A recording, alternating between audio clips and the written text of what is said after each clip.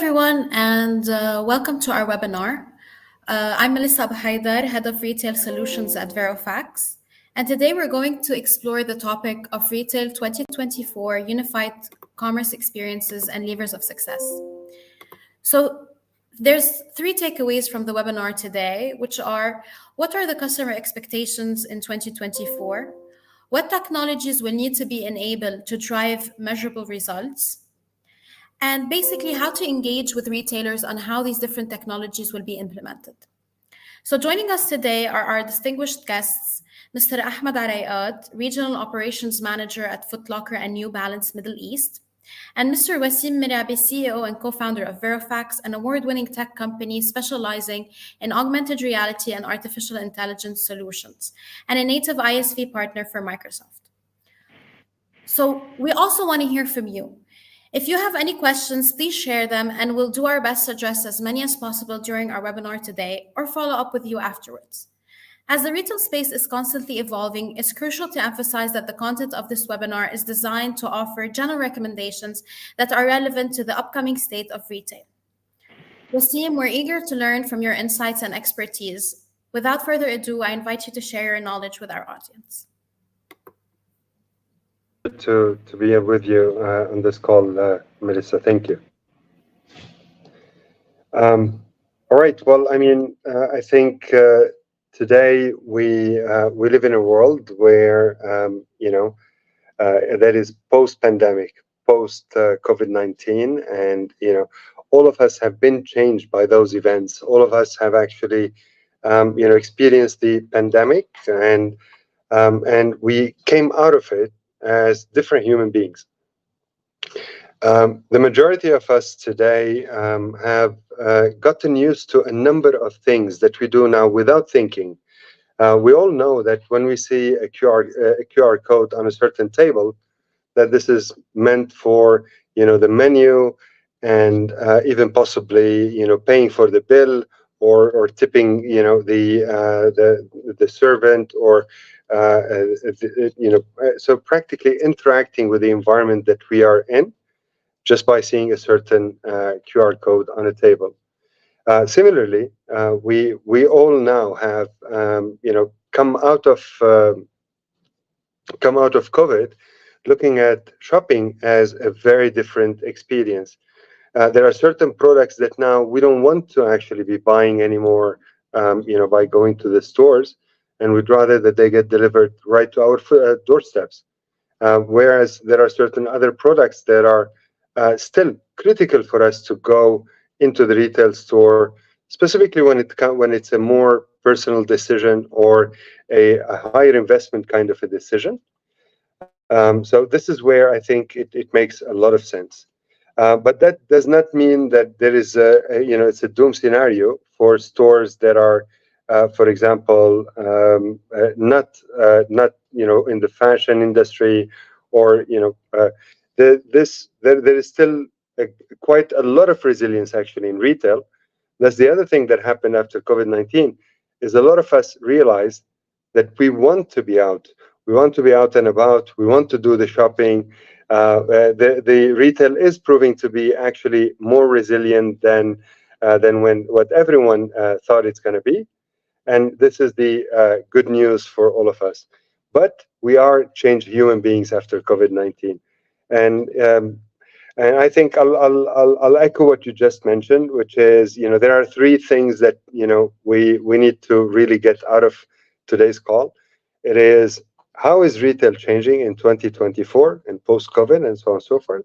How does that really translate in terms of like shopper expert experiences, but also expectations and preferences? What is it that they're looking for, and what is it that they would appreciate if it was offered within a certain retail context that will make them actually shop more in store? Or if they walk into the store, their probability of buying or their probability of buying a certain more premium product, a higher margin product, would get increased. And we'll hopefully cover all of that, and also get some feedback from the audience. Just if we were to move on just to the next slide, if you please. Yeah. The general trend, I think, that most of the shopping malls around the globe have been expressing when we were interacting with them is that although footfall has increased, and in some places it has increased different rates in different parts of the world, although the number of people walking through the door are increasing, however, the revenue, when you compare it on a per footfall, is actually on the drop, and the drop is not small. It is 3 to 7% in per year. So if you just draw a certain trajectory, we're talking about like losing more than 50% or 60% of their business over the next 3 to 5 years. So and this is not small. This is scary. So you're opening your doors. There are more people walking in. It looks like it's good, but then they're buying less. Well, what has happened? What has changed? All the metrics for retail are no longer the same pre-COVID to post-COVID, and I think this is where all of the engagements that we have with retailers are about. So just to try and share the insights that we've received from the different retailers on the next slide. What we've seen is that although customers are going out because they want to go out, they want to be going out and about. However, when it comes to shopping, now they are accustomed to shopping online, and more so every single year. And from that context alone, we see that although the percentage out of the total retail is still smaller because of different reasons. So certain categories versus other categories. If it's grocery, if it's something that I buy every week, and it's water and it's very heavy and I don't like to carry it, these are categories that will be more affected. And if it is something that has to do with certain garments, fashion items, and so on and so forth, it's going to be less. So when you look at those numbers in totality, they might not be so alarming, but when you look at it on a category by category basis, it might be very different to some of those categories. So in summary, online shopping is growing in popularity. The other thing that is actually growing in popularity is private labels or direct to consumers private labels. So consumers are now opting more to buy from brands that are offering a certain e-commerce and online shopping alternatives rather to come into the store. And there are many reasons for that, and I think each one of us might relate to different reasons behind that. And we'll most probably will touch that on in the next slide, or if you please. So we've looked at all of the different reports today that are out there on the market, and we've in a way encapsulated the biggest changes that have happened in terms of shopper expectations in few slides. And then beyond that, we'll try to address like how do you actually get around that, and where the technology today and the innovation in retail can help address those challenges. The main things that we should highlight is that the majority of the consumers today, they are accustomed to that computer in our pocket, and it is the source of information to learn about any product that they are seeing in store. Before we used to go and touch it and wanting to touch a product and see it and read the label, or maybe even ask a certain store staff. But today the expectation is I can actually do the product education myself, get to see which influencer is buying which Birkin, or how does it look like it on them, and so on and so forth, or a certain dress or what have you. Now it's becoming more more personalized, and I'm able to actually verify it myself. And the majority of the consumers, 81%, are actually able to do so themselves. In addition, the research that was conducted by Google highlights that actually more and more consumers plan to come to the online to purchase, then they are likely to buy in store. So it is actually reaffirming the statistics that there is a certain dilution in the probability of sale for products in physical stores, multi-branded, be it or a single brand. So if these are the challenges, then obviously you need to have the right tools in order to overcome it, and we'll touch upon that shortly. Next. So, Wasim, before that, since you mentioned the online shopping increase as opposed to in store, I'd actually love for our audience if they can kindly, scan the QR code and give us also their opinion on the matter. Actually, I'll vote for that if you allow me as well. Because it's quite, Of course. you know, maybe we'll influence. We hope we don't influence it. All right. In terms of, yeah. So I think in terms of shopping preference, and I think this is a very personal matter, but you're absolutely right. There are certain trends, but it is still a very much of a personal decision.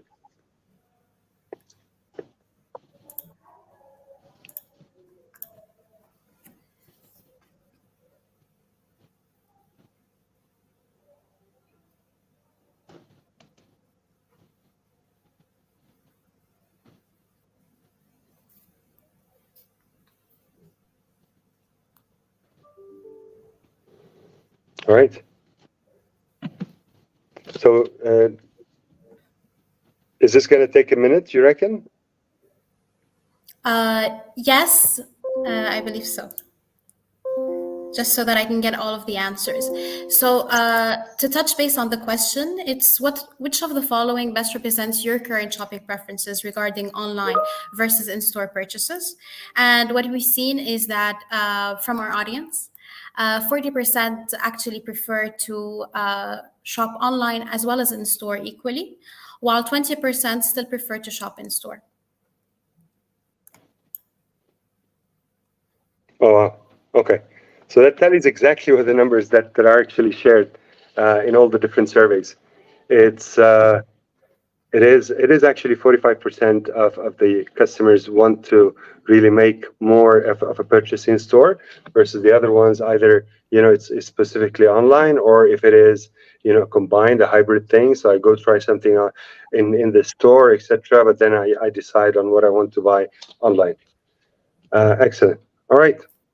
And I think there's also another change that the shoppers are experiencing, and that is the matter that we're all experiencing some change in the weather. I think 2023 has been the hottest summer on record. Um, and I think all of us are concerned about the future of the planet. How reversible is it still?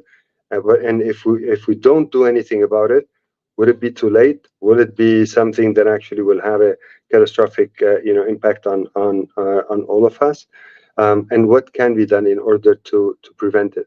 And I think the consumers more and more are becoming responsible shoppers. They want to be able to validate that this product is of a certain quality, that it is sustainable, that it is potentially maybe manufactured in a nearshore, therefore allowing for a lower kind of a transport emission footprint. Whether beyond the recycling, whether any kind of chemicals that are used are impacting the life around us. So eutrophication is another thing that is, and how to preserve, I think, biodiversity is another major concern for consumers. These are the themes. But in general, shoppers are becoming more aligned with the purpose of doing something. I'm not just buying a T-shirt. I'm actually buying something that is not harming the environment. That while I'm doing this, I'm not actually taking away the chances of my children to live in a world that is more predictable, is more sustainable, and so on and so forth. And I think the majority of the shoppers today are clearly highlighting that they will do anything that they can to support the brands that can guide them, or even the retail stores, any business that can guide them toward the sustainable and responsible lifestyle. The only thing is, all of the activities that are sometimes being done by certain retailers or brands, the end result is, in many of those occasions, it turns out to be either a marketing effort and there's greenwashing suspected there, or there's a problem with the data being showing only the 50%, which is the positive side, not showing the full.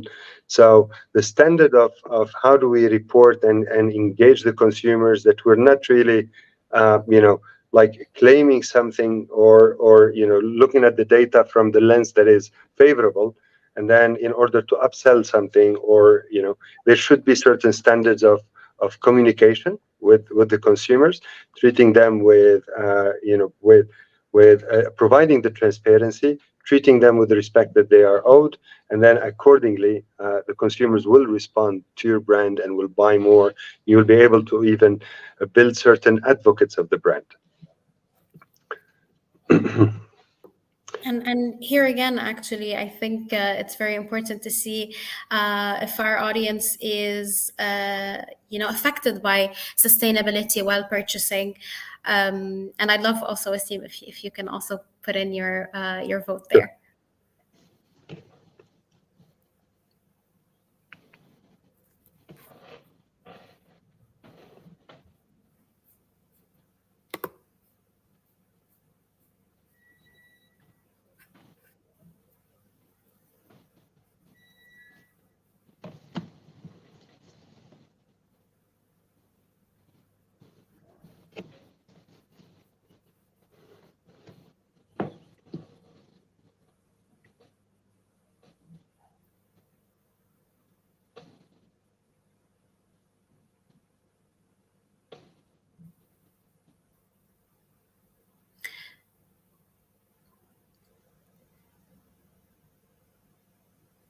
So I'll also give a few minutes for our audience. But as you mentioned, Wasim, the majority, at 80% actually, find that sustainability highly affects their purchasing decisions.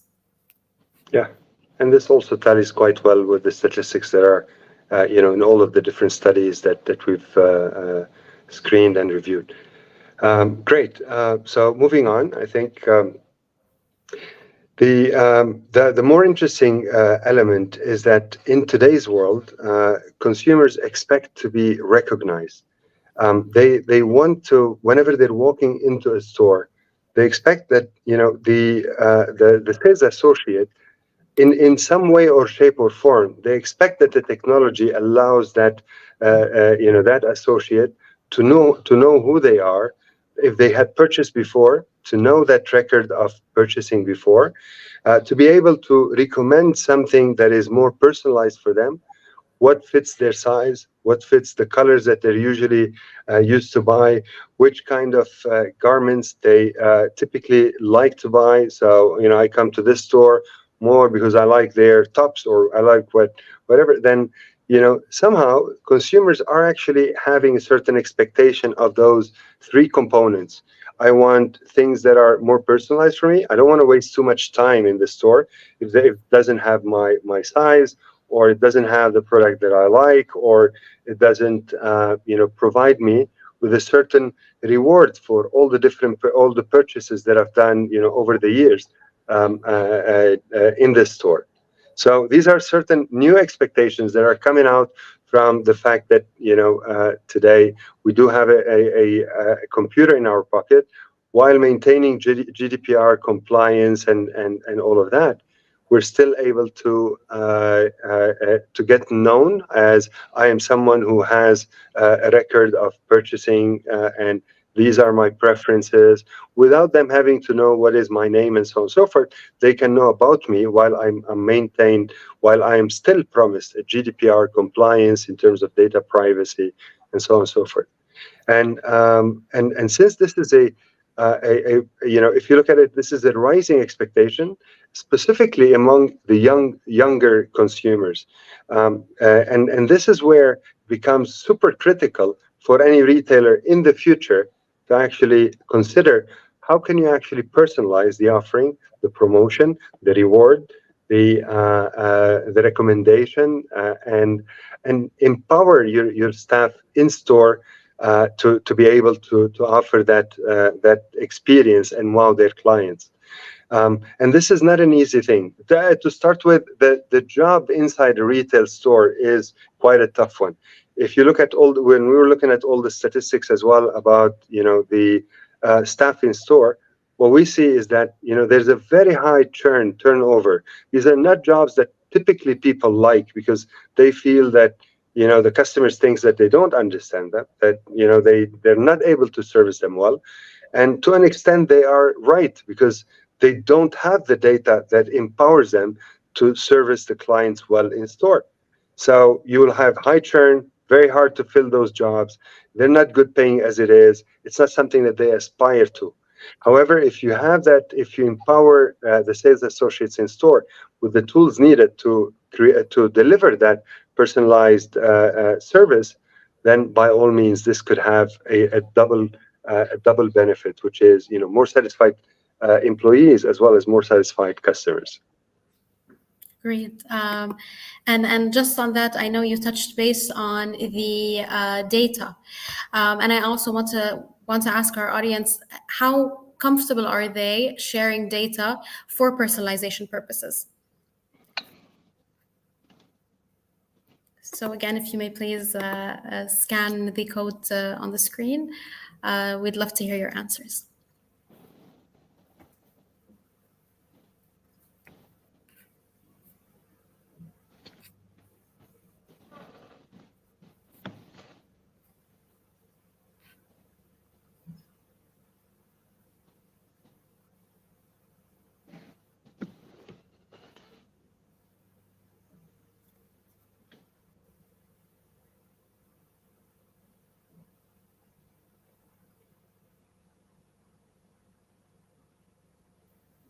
Interestingly enough, here the votes are actually divided equally. So while we have 25%, looking at sharing significant amounts of data, some are less comfortable. And I feel like this is where the GDPR compliance plays a very big role, which you previously had touched upon, Wasim. Agreed, and I think there is no golden answer, and I think there's a reason for that as well, because today we live in a cookie world, right? Where we don't know how our data is being traded. We don't know where that data might actually be hunting us, for the rest of our life, and everything that wherever we go online, it's going to be affecting what we're going to see and what we're going to, and the same, and now if it's also in store, it becomes even more. So I think creating that transparency on data usage and and in a way that is easy for the consumer to understand, and also complying with GDPR in order to make sure that the consumers know that they are in control of which data they are sharing, I think will help people over the hurdle of I'm okay to share part of the data. No one is actually immune from sharing data. All of us share, and we leave breadcrumbs all over. It's about the transparency to build the trust behind how much is data should be, does the store have access to? And then accordingly, what do they do with that data? Are they trading it? Is it only used for my personalization? Is it going to actually affect me negatively later on in life? And therefore, I would have a negative attitude towards sharing data. Yeah, but this is quite an interesting one. It's one that that is obviously a bigger challenge, and there are certain technologies that are coming up. Zero knowledge, permissioned data sharing protocol, certain blockchain system for retaining your data and deciding exactly how much you share, for how long, and so on and so forth. And I think the one of the other trends that we see, and this is actually a positive thing, right? what we, if maybe this time I'm asking the question: if we were to ask the consumers or the shoppers, what would they like most about shopping? It is the social experience, right? You'd rather go with your sister or your mother, or I'd rather go with my friends or family or etc., and then share with them that shopping experience. But many times, in today's world, you cannot do that and be all together available for the same time. So, but still, there is an expectation from consumers, shoppers, that in today's age, you should be able to actually do it in a way like that is where I can actually invite and get not a WhatsApp call, which is the basic form of a chatting with that maybe can annoy people around you. But how do you actually create an experience where everything that I'm looking at, that I'm inspecting, that I'm seeing if I want to, that I'm evaluating if I want to buy it or not, is actually shared with my friends and family in real time, and then I get their opinion, I get their advice. Well, no, don't buy this product. It's actually rated very poorly on sustainability, or it has a lot of like hydrogenated oils, and this is not good because you're trying to do a diet. They know me, and I know and I know them, and I will take their advice actually to the heart. So is that kind of an expectation from the shoppers that technology is today advanced in a way that it should be enabling certain social shopping to take place, if that makes sense. It does. So I'd love Yeah. to hear So about the solutions. Now we've spoken a lot about, what the current customer is looking for, and where we're advancing. But how can we solve those problems? agreed. And so I mean, the way that we look at it today, with the interaction with the retailers, we actually put those on the table, and then we say, well, these are all the technologies that are today available.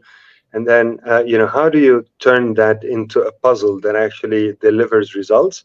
And what would make sense for you? And I think, a number of solution providers for retailers are doing the same. So, and the technologies in our case, we're actually putting in front of the retail partners are digital passports. Today, it is already becoming more and more mandated. In Europe, I think in France, for example, a product can no longer be sold if it doesn't have a digital passport. If you're not able to track and verify the footprint, how do you dispose of the packaging? Is the packaging made up of recycled material? Yes or no? These are all nuggets of data that are now mandated by law. And I think I live in a country in Dubai that's going to be hosting COP28 in about a couple of months, and we're expecting that more and more countries will come out of COP28 with big commitments on single-use plastic, on bigger recycling share of recycled product or packaging, and applying the digital passport so that there is no room for for like greenwashing claims or what have you. But the digital passport is not only for the compliance enforcement or for verifying the sustainability. It is also the way that brands can actually communicate with their consumers, with their shoppers. I'm sorry, but do you mind actually taking us a slide back, and the team that's on the call? It is a way for interacting with the shoppers in store. The other technology that is today coming in and helping shoppers is cognitive vision. Today, I think all of us have taken a photo of something and then search it on Google, and then Google has that cognitive vision, and it will show you something similar. So it's really not what you're looking for within the context of shopping.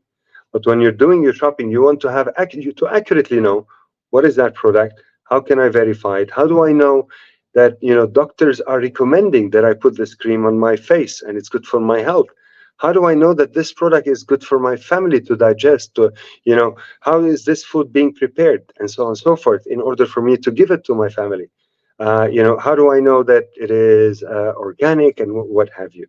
And these are, today more and more expectations, and consumers want that to be part of that unified kind of experience, unified commerce that we're talking about.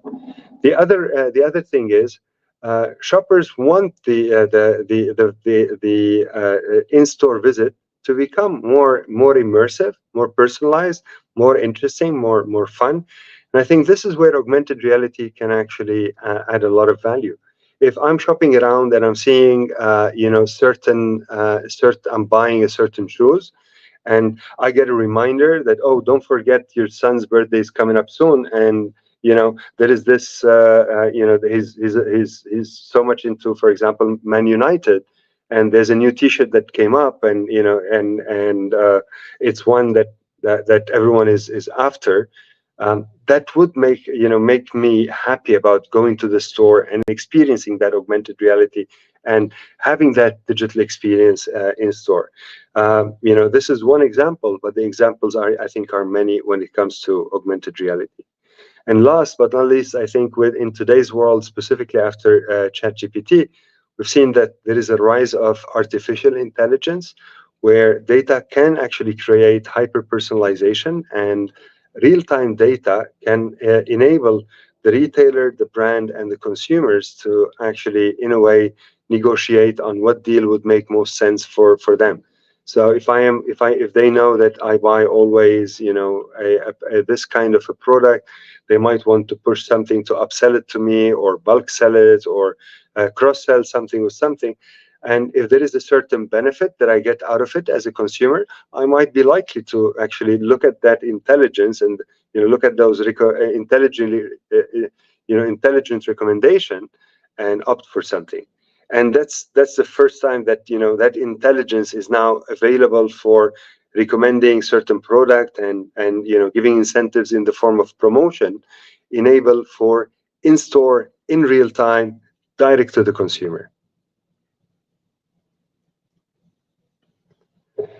Yeah, so I mean, just building on all of that. So these are the technologies, basically, like we said. So it's computer vision, it is the AI, it is the blockchain, digital product passport, and so on and so forth, cognitive vision.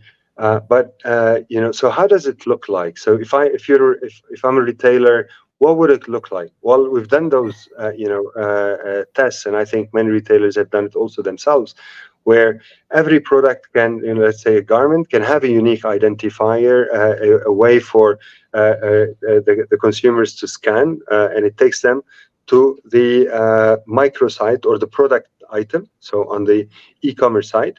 And then they will get all of their questions answered, and so on and so forth, and understand more and how they can validate any kind of a claim, or understand better that it's good for their health. Doctors are recommending it, and what have you. So it is a way for the consumers to check, to validate, to get more personalized offers, to engage, and so on and so forth. And the way it works is a simple kind of a frame with a certain interface. Can be in the form of the QR code, which all of us got used to scanning post COVID-19, right? Yeah, and we've also been seeing this quite often with SEAM, where shelf talkers have been replaced with certain QR codes in different hypermarkets and stores around the world. So this is a move where retail is definitely headed in. Yeah, agreed. And I think we're going to be seeing more and more of that, with to create that immersive and unified experience across all retail stores. And I think now, just to break down basically, so what is that unified commerce that everyone is talking about, and what is that digital product experience that we're discussing? It is when you're combining all of those four different technologies into your shopping experience. Some stores already, I think, in many parts of the world, like for example, Carrefour in UAE already has a scan and go application where consumers can walk around, they can get to know more about the product, But these are still technologies that are sitting in silos. So you have to pick up a product item, you take it to a certain barcode scanner, and at the barcode scanner, you will get the limited information. It's not a very immersive experience linked to the product. And then you will have on the shelf talker, the promotion, but you don't know me. It's not a personalized promotion for me. I don't feel that I'm special or recognized, and I'm not given all the right information there and then when I'm in front of the product at the shelf in a multi-branded store, for example. So today, the shoppers are expecting that that unified commerce has all of those elements built into it. So when I'm scanning the product, or if it has its own unique tag, or the shelf talker under it, then I'm able to get all the right education about the product to verify any claim they are doing, sustainability, quality, what have you. Then I do get a certain augmented experience, something that is both and experiential and also rewarding for me. And then that those promotions and rewards are really exclusive to me based on how much I've been buying and loyal to that. And then I'm willing, when we say augmented experiences, this is no longer a one-way thing, because it is all linked on that interactive platform. Then you're able to also drive the shoppers. So you bought this product so many times before, and you're back to buy it today. If you like it so much, how about you actually? Do you mind putting reviews with this kind of a handle on social media in order to get additional points or additional discount or something like that? So it becomes a two-way kind of a thing where they become a brand ambassadors, they become more engaged in your brand, and then you're rewarding them accordingly. And I think personalized customer service, be it AI powered, or if it is an AI service, or it's a service that is by staff, that's also something that the consumer is now expecting. Maybe to start with AI, and then eventually maybe switch to a physical, sales associate in store. And then finally, the last part is that if I'm shopping and I'm doing maybe a decision on a purchase that is big, significant for me, then I would want to actually have friends and family participate in some of those decisions. And if the platform enables that, I would be happy. It will make it more of an enjoyable, although they cannot be with me physically, they're with me virtually. So, just to break down each and every one, and really how important is this for the retail shoppers? I think the first element is digital product passport. 80% of the consumers want it. They're willing to pay more in terms of voluntary carbon offset, or as a premium for the brand, for the brand to do it on their. The whole world today depends on the businesses to be leading the voluntary actions. And I think this is where a lot of shoppers are voicing their disappointment with a lot of the brands, where there's either greenwashing or there's not enough data to back up whatever they're claiming, and therefore no one is willing to fork out a bit extra for this item, for this piece of a garment or what have you. So if it's done well and all the right data is shared and it's all certified and verified, then there is a huge upside to that, I think, from a shopper engagement or revenue perspective. Moving on, I think the other one is this AI assistant integration. We've seen a number of companies today rise. One of them is called Pi. We've just recently seen also Microsoft introducing Copilot Shopping. Each and every AI leader is already integrating some kind of a solution. But however, the integration with the existing ERP system, CRM systems, so existing enterprise resource or customer relationship systems is the part that is sometimes tricky. And how do you manage all of that data, and how do you create that specialized AI assistant? You don't want them to be recommending something funny and it goes on social media. So how do you create a specialized kind of an AI assistant that is recommending something that will increase your margins in store, that will improve the long-term value, or the customers becoming more loyal? sharing the data on sustainability, because this is the kind of shopper that Melissa is, and so on and so forth. So this is where we see also a huge benefit for an AI assistant to be integrated into the shopping. The other dimension, I think, is that personalization. Like you rightly said, this is or like everyone on the call said, this is a sticky topic. Some people don't want to share any information and don't want the service. Others want the convenience of walking to the store and someone saying, "Oh, welcome back. These are your personalized recommendations. These are your personalized offers. I hope you will like this new product that just came out. Don't forget your anniversary coming up in 2 days, and to buy something for your wife maybe from here." Some people like it, some people don't. It's a matter of personal taste, but this is something that is also among the top 5 priorities for retailers.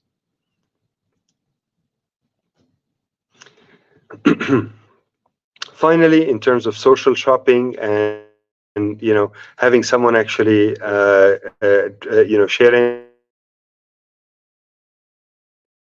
on your shopping experiences, get to see what you're looking at, a family shopping list.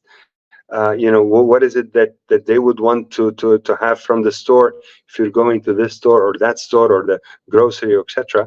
I think this is where you can increase the basket size. You can improve the shopping experiences, customer satisfaction, and in some places, if you're because all of that it turns into real-time data, then the retailers can really start working with the brands on upselling certain product.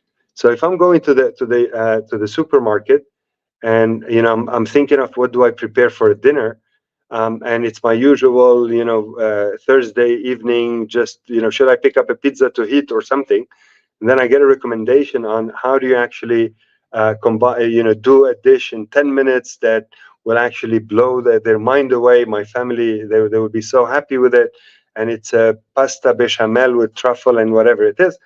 Then maybe I would actually be willing to look at that, and that will, in the end, increase my basket size and help upsell for the consumption for that specific occasion.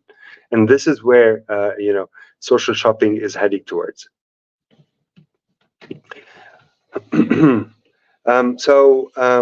And then I think also one of the things that came up and heavily among shoppers is that each one is really frustrated with all these different kind of loyalty programs that are all over and require cards, and you need to have membership for this store, and you need for you to get a certain discount or personalized discount, you need to have a certain kind of a credit card to get that discount or this discount.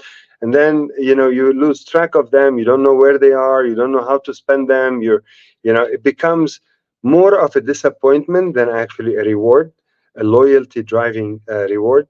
And I think more and more of the retailers are realizing that turning those kind of loyalty points into an interchangeable currency is actually builds a lot of brand value. And because they know that this is already factored into the business model of the retailer, that there is a 2% for loyalty. But if they're not able to exchange it, they feel that they got the short end of the stick. So interchangeable rewards is arising, especially today. I think with more with the technology, there's no reason for us not to have that interchangeability among loyalty points. And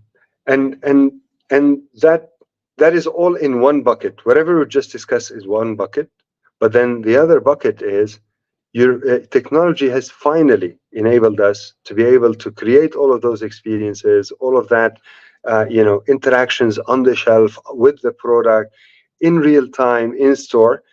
That will generate tons of data, thousands of data points that helps with better operations, better availability of the product, better customer satisfaction, because they won't find that so many products are maybe not available or not the product that they wanted to pick up, and so on and so forth. And then turn the operation in store more data driven. And I think this is where this is the transformation in the way that this business, the retail business is managed. Is there's now access to real-time data, access to a lot of interaction that can generate so many data points to triangulate and offer the right personalized offering to the shoppers, the right promotion, the right kind of the right kind of experiences that they would like to have in order to drive better, higher purchase, but also um, something that feels more rewarding. All right. Thank you, Wasim, for that in-depth, detailed presentation. I'm actually sorry to announce that Mr. Ahmed had to leave us for some personal reasons. So we will now move to the Q&A previously sent via emails. And please, for everyone attending, feel free to drop any questions in the chat and we'll make sure to answer. So Wasim, how do you believe unified commerce can address the declining sales within the physical stores? And what role does it play in this transformation? Yeah, and I'll continue, like looking at it from the side of the shopper rather than from the retailer. So each and every one of us in life, we're living a certain gamified experience. So it's all about earning. In a way, we're all looking to see what can we get more, what do we get more, how do we stretch our dollar, what more do we get, and then within the context of retail. If the retailers are optimizing, for example, learn to earn. So the more you're interacting with product, the more you know about it, the more you know, the more the less likely you are to return a certain product from a store. So learn to earn would be one. The second one would be, maybe contribute to earn. Maybe some of those brands are interested, or the stores are interested to drive their shoppers to buy certain carbon offsets and be engaged in the sustainability and reducing the carbon footprint and accelerating to net zero. And against that, they're also giving them, a certain reward, loyalty points. So it's not only that, if you buy one, you get 10 points. It is actually certain other dimensions that could actually add a lot of value also for the retailer, such as, for example, offset your carbon footprint for the product you're buying. It's learn to earn, verify to earn. So don't buy things if you're not aware. You can check it. This is how, with the application, we'll give you all the information. We want to make sure that you're the most informed before you buy the product. You're able to validate if there are claims on sustainability or what have you. And then beyond that, it is I think the other aspect of earn is socially, so engage to earn. So ask them to become your advocates. Ask them to become to put more reviews, and then get certain also tokens, incentives, and rewards, recognition for their contribution. So it is a two-way street. It's no longer the traditional kind of one-way marketing from the store to the consumer. It is not. It can become, with today's technology, more of a two-way engagement. Clear. So Wasim, we've talked about the consumer side of things and how unified commerce can help there. We do have a question from the audience. So what are the biggest challenges that actually retailers face in implementing unified commerce, and how can they overcome them? Yeah. And I think retailers, they typically have about maybe 20 to 40 different systems. So you'll find different kind of EPOS systems, ERP systems, CRM systems, supply chain management, and so on and so forth. And all of those are. It is hard to actually go to a retailer and say, oh, we have a new system. So they will be actually quite challenged with that, and the organization itself feels sometimes overwhelmed that they're having to do sometimes with multiplicity of systems, sometimes. And while the systems are falling short because they are siloed, they are not interactive, they're not real time. They don't actually look at it from a shopping experience perspective. Sales associate augmenting their capabilities and so on and so forth. So I think the biggest challenge is for them to add one more system to their existing systems. And the second part is obviously how much data are they giving out? If this is a product that is in a way siphoning out certain data about the retailer, there's no data security at an enterprise level, then that is another bigger challenge. And how to validate it becomes a challenge for them, a hurdle for them. The third one, which is obviously change within the organization. So new systems means a lot of training, means a lot of people that are saying, why are we doing this? We don't really need it, and not understanding, or simply rejecting to adopt it. These are the main challenges. And, whenever we're working with our clients, for example, first thing we put out there is that your distance to the benefit is only 120 days. It is GDPR compliant. It is enterprise. It is validated by tech partners. It is a cloud service that sits on top and integrates with all of your existing systems that you have. So therefore, it's frictionless to install and deploy. And then you have a lot of collaborative training. So there are certain videos that your staff can watch to know exactly how they can improve their job by educating themselves. But then there are certain kind of thresholds you have to make sure that they understood the benefit of that system, that they gave it enough time for them to get the benefit out of it. All right, thank you for that. We also do have a question from Mr. Ahmed Sultan, asking, with e-commerce giants dominating the online market, what strategies can retailers adopt to remain competitive? Yeah. And this is an amazing question, by the way. And we do have a number of e-commerce marketplaces that are among our clients, and this is something that is always on their mind. So for them, it is how do I compete with e-commerce platforms or and the answer is easy. Everyone is mainstream, so you need to define what is your corner, what is your niche, and then target it.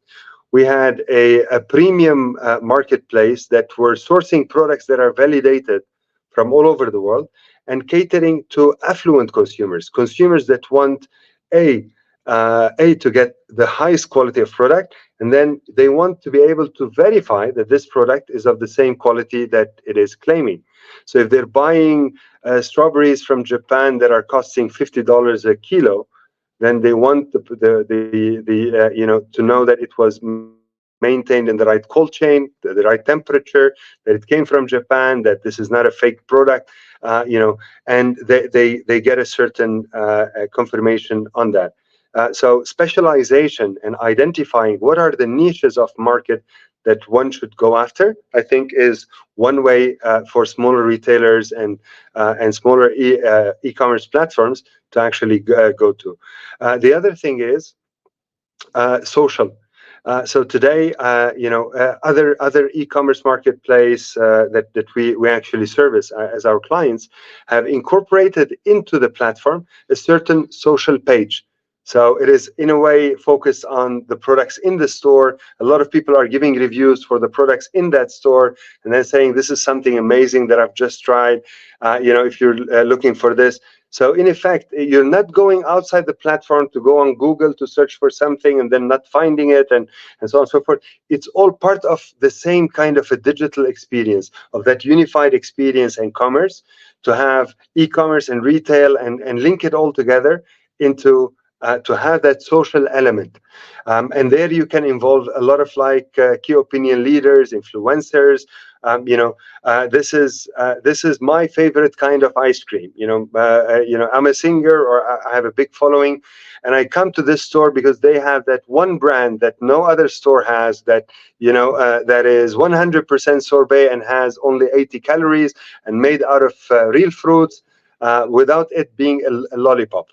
Something like that. So that kind of social element, social dimension is another one. The third one that we tend to find is, you know, the whatever you can actually have as a unique selling point. So, for example, a farm to form is now a farm to fork is today a rising requirement. So, if you're able to demonstrate to track the products, more and more of your product, and demonstrate when was it taken out of the ground, fresh, and then delivered to you. Everyone wants to go back to the more wholesome lifestyle, no longer packaged goods, no longer product that are less than good for us, for our health and our family's health. Clear. Wasim, I think there's two questions which we can bundle together. And that is, what are the initial steps a retailer should take to start integrating AR into their in-store experience? And then how can retailers actually measure that ROI once they implement AR and AI in their operations? Yeah. And this is this is quite a big question, because augmented reality is something that is just now becoming mainstream. We've all seen, I think, the first AR headset being launched by Apple, Vision OS. A lot of applications are already coming on there. Some of that related to retail, to shopping, and so on and so forth. And obviously that the direction going forward is to have more and more of that augmented reality, part of the way that glasses that look just like normal glasses would actually be able to provide you information about products that you're looking at, and without antagonizing by carrying a certain phone in your hand. And people might not feel comfortable around someone, even although they're not filming anyone around them, but still it might be antagonizing to people around you. So I think the more it becomes a frictionless and secure way of us interacting with our shopping, the more it's going to be it become mainstream. Now, to the question, how do you measure the return on investment? It's quite simple. If something is going mainstream, you have to figure out how do you try it, and then make up your mind based within a certain kind of a playground, within a certain kind of a pilot in a way, or a sandbox that you create. If a technology is coming mainstream, AI is coming mainstream. It's already is. In months, now you have over 1 billion person that is already using AI as their best way to search for something or research it. Or and when we say AI, we're talking about the large language model, ChatGPT, and so on and so forth. So you cannot escape it. You have to incorporate it into your business, and you need to do it in a way that is that where you can measure the ROI and you can validate it for yourself within a certain contained environment, so that you learn from that implementation, that pilot, with certain innovative startups that are able to partner with you on it, and then from there start drawing your own ROI. ROI will be very different. It can be 20x, 50x for some retailers if it is done well, because augmented reality is all about experiences. So if you don't build the right experiences for your shoppers, for your store, for the product that are in that store, then it doesn't matter. So it's important that you engage on the technology, do a small kind of a pilot, and then from there learn how that can deliver a certain ROI for your overall business. Clear. Thank you, Wasim, for that. Also, do you have a question? What are the initial steps that retailers should take to start integrating AR into their in-store experiences? Yeah, and I think in today's world, it's all about it's a two-way discussion. It's a three-way discussion, actually. So typically retailers, their marketing agencies that are responsible for their brand or responsible for all their communication, along with their technology partner, need to be sitting on a table and then saying, this is where we see AR adding value to us. Is it a try-on? Is it a very high-end product where you want the consumers to see certain product that are not available in your physical store, to see it on their wrist, and then they can place an order and it gets delivered to them later? So, you're showing a certain range. You might not be able to show everything. You want to increase the range that you're selling. This is where AR can come into play. You've seen a certain model. Now you can see in AR the other model that is not available to you. Now you can order it and it can get delivered to you. But these are not like cookie cutter kind of a solution. So the initial step is to bring a technology partner that the retailer can trust, along with their marketing team or marketing agency, if the marketing is part of an external entity, and then sit on a table and then have that discussion on how to bring out the superpowers of AR within their retail setting. Thank you, Wasim, for this discussion. And I'd like to thank everyone who joined us as well. For any remaining questions, we're more than happy to answer them via email. You can always reach out to Verifax, info@verifax.com, in order to have any of your your questions answered. And thank you for your time, everyone. Thank you. Thank you, Melissa.